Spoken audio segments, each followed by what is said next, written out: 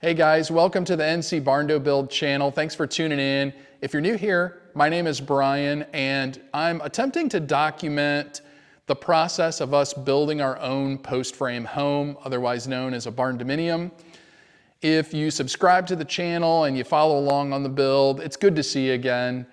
I've been gone for quite some time. The work-life balance, the scale was tipped to the work side, and I had to go to training for a 25-day course to learn a new aircraft. That was fun and exciting, but I'm glad to be back on the build here and making progress because I want to get myself and my wife out of the RV and into the house full time, so I need to keep the ball rolling here.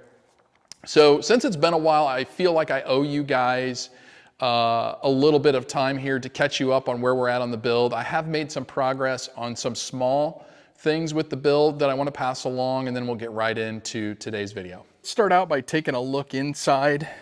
We got some sheathing put down, kind of had a little bit of a semi move-in day, moved some tooling and some supplies over here, stacked some lumber in here for the interior wall framing.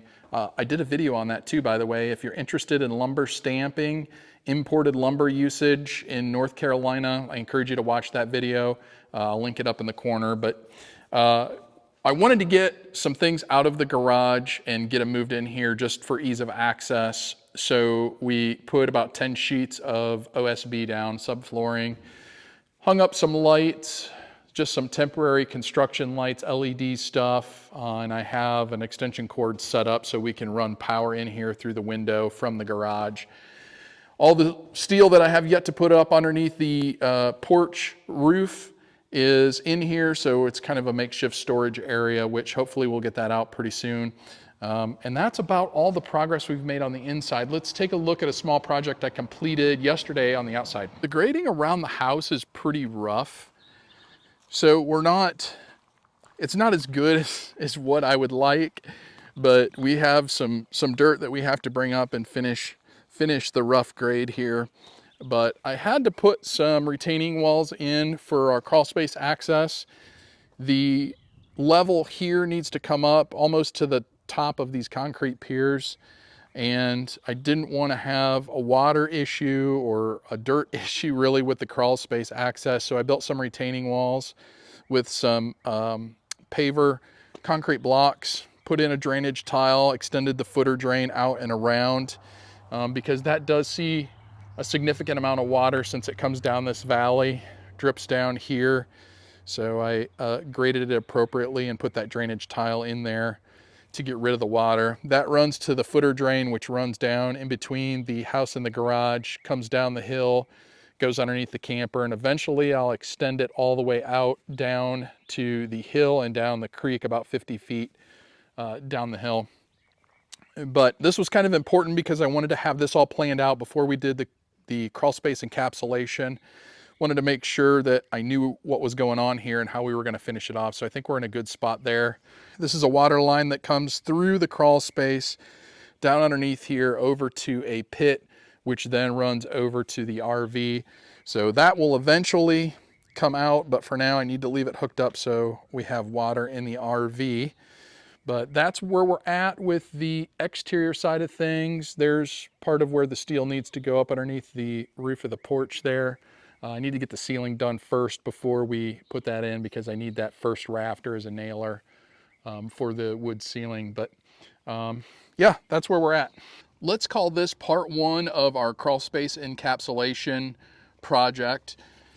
Just to kind of give you the specs on our specific crawl space and how it relates to the North Carolina building code. Like I've said in some of my previous videos, when you build your own home, you're going to have to make some compromises somewhere unless you have an unlimited budget, which in my case, that is not true. So you kind of have to pick and choose where you want to spend your money. For me, the biggest bang for the buck as far as foundation work goes is exceeding the code requirements for crawl spaces. And let me explain that to you, and I think it'll make a little more sense. Residential building code requires a crawl space opening a minimum of 18 inches by 24 inches. My crawl space opening is 24 by 33. And let me show you why I decided to go a little bit bigger on my crawl space opening than what code requires. So this is what 6 feet, 200 pounds of man looks like crawling through a 24 by 33 inch opening. Not a ton of room, but it's enough room. I'm not a big guy by any means, but I'm not a small guy either. So I wanted to make this opening comfortable for me to get in and out, also to carry some plumbing materials and stuff underneath here without too much trouble. So it gives me plenty of space. You may or may not need to go this big. You may want to go bigger if you're a bigger guy. If you're 300 pounds, 6'5", you may want a bigger opening. If you're a smaller guy, you may be able to get away with what the minimum is required for code. For me, this seems to work pretty well. Go ahead and crawl underneath here, and you guys can kind of see what I'm dealing with.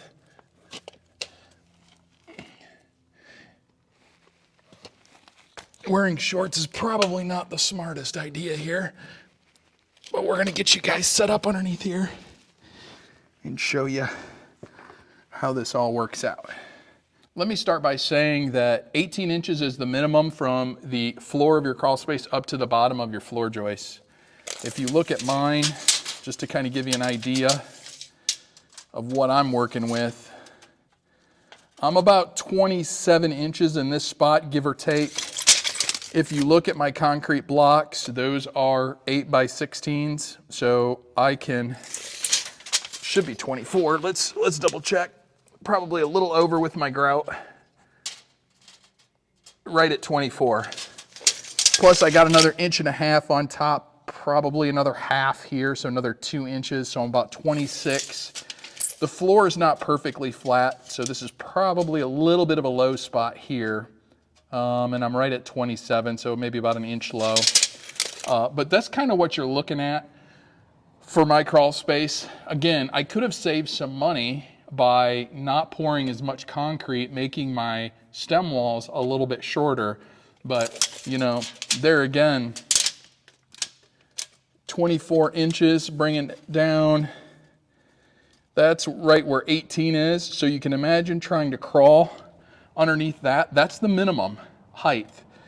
That's not a lot of room to work. You get plumbing and stuff in, and you know, a 4-inch plumbing line that's tight up against, you know, drop that down a little more. I mean, you can get tight really quick. So in my mind, going with a 24-inch stem wall was well worth the money. I can also crawl under here pretty easily without having to duck or squat too much. I go right underneath these floor joists. So it's honestly, in my opinion, just about the minimum height that I would want to go for myself. Again, if you're a smaller guy, you may be able to get away with a little bit less, and you can save a lot of money on your concrete if you do a poured wall. Bring that down, you know, 6 inches, and that's a lot of concrete.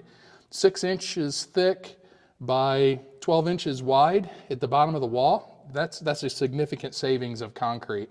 But for me, again, I wanted to spend that extra money because I knew I was going to be down here working on things, and it's comfortable for me. So just food for thought for you guys. Let's get out of here. I've had enough already. So now let's talk about today's video, and let's talk about Crawlspace encapsulation. I've done a lot of research on this process. There's a lot of different ways to do this, and I'm going to share with you guys what I've decided, why I've decided it, and we're going to hope that the install goes smoothly. This is my first time doing this, but it is an opportunity if you're going to build your own home, post frame or traditional stick built, and you're going to encapsulate your crawl space. If you want to do it yourself, it's an opportunity to save a ton of money. So let me go over the numbers with you on what I found out on that. Let's not get the cart in front of the horse here. Before we start talking dollars and what we've spent on our system to encapsulate the crawl space, let's look at what building code requires. Keeping it in mind, again, this is the minimum required for closed crawl spaces. Section R409 is where you need to go in the North Carolina Building Code. Talks about closed crawl spaces. We're not going to talk about everything in this section, but I do want to hit some highlights. Ground vapor barrier, minimum is a 6 mil polyethylene vapor barrier.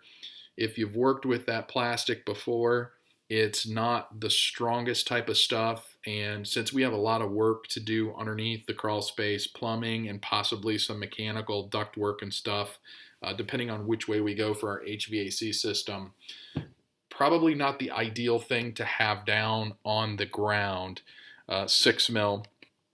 So we're going to go a little bit thicker with that so I don't have to worry about ripping and tearing and puncturing the vapor barrier over the ground. But code does require for a sealed crawl space, I need to have a vapor barrier over the ground.